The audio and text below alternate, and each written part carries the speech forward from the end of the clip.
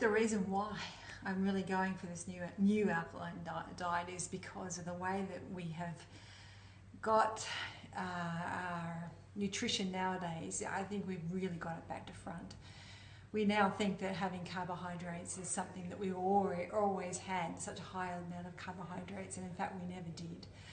Ancestry is purely, that very clearly is a lot of fat, some protein, and vegetables, and really very little in the way of much else. We wouldn't have got much in the way of grains because we would have had to have just picked them wild and then pounded them, let alone, to have made them into bread. It would have been basically impossible. So that's really, really important that we start getting back, because I think our genetics really hasn't had the time to change to such a diet that we have now. And we are basically eating grains first, and I think it's upside down in the pyramid. Alkalizing, I think alkalizing is more important than it was for our ancestors. I think that our ancestors had a much more time just to be, which we don't get to have anymore. And I think just being and breathing deeply and being able to relieve stress through running and hunting was really important.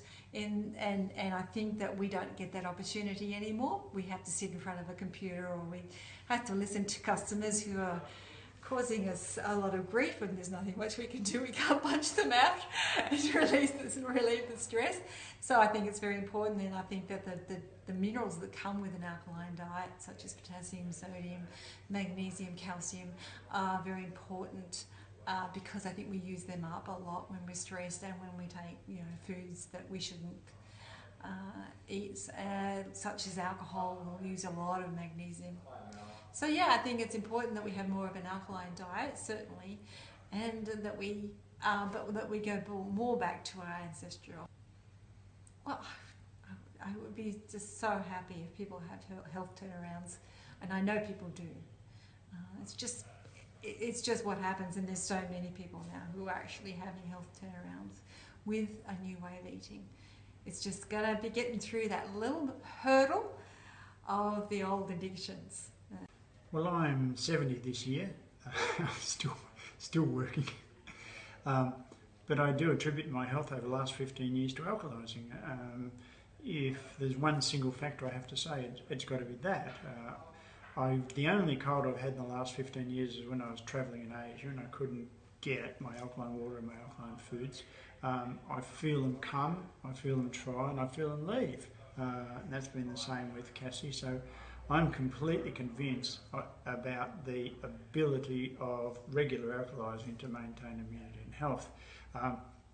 Cassie, of course, has researched it a lot more than me, and I'm very grateful for that, because over the last 4 or 5 years we've gone over to what we like to think of as the new alkaline diet, which incorporates the ancestral diet.